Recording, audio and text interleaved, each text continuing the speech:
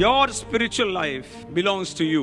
നിങ്ങളുടെ ആത്മീയ ജീവിതം അത് നിങ്ങളുടേത് മാത്രമാണ്. The treasure is in you. നിങ്ങളിൽ ആ നിക്ഷേപം ഇരിപ്പുണ്ട്, നിധി ഇരിപ്പുണ്ട്. Now you have a choice. നിങ്ങൾക്ക് ഒരു തീരുമാനമെടുക്കാം.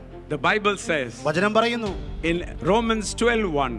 റോമർക്കെഴുതിയ ലേഖനം 12-ാം അധ്യായം 1-ാമത്തെ വാക്യം. It is talking about the choice. അത് നമ്മുടെ തീരുമാനത്തെ കുറിച്ചാണ് അവിടെ പറയുന്നത്.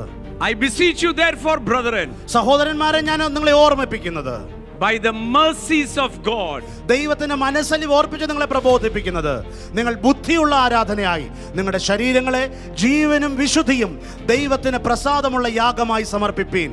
I beseech you, brethren, ഞാൻ നിങ്ങളെ പ്രബോധിപ്പിക്കുകയാണ് സഹോദരന്മാരെ, by the mercy of God. ദൈവത്തിന്റെ മനസ്സലിവോടുകൂടെ ഞാൻ നിങ്ങളെ പ്രബോധിപ്പിക്കുക. One of the unsearchable riches, one of the true riches, അപ്രമേയമായ ദൈവത്തിന്റെ നിധി എന്ന് പറയുന്നത്, അതിൽ ഒരു നിധി എന്ന് പറയുന്നത് is the mercy of God. അത് ദൈവത്തിന്റെ കരുണയത്രേ. It is the mercy of God I stand here. ഞാൻ ഇവിടെ നിൽക്കുന്നത് ദൈവത്തിന്റെ കരുണയാണ്. It is the mercy of God that you sit there. നിങ്ങൾ ഇവിടെ ഇരിക്കുന്നത് ദൈവത്തിന്റെ കരുണയത്രേ.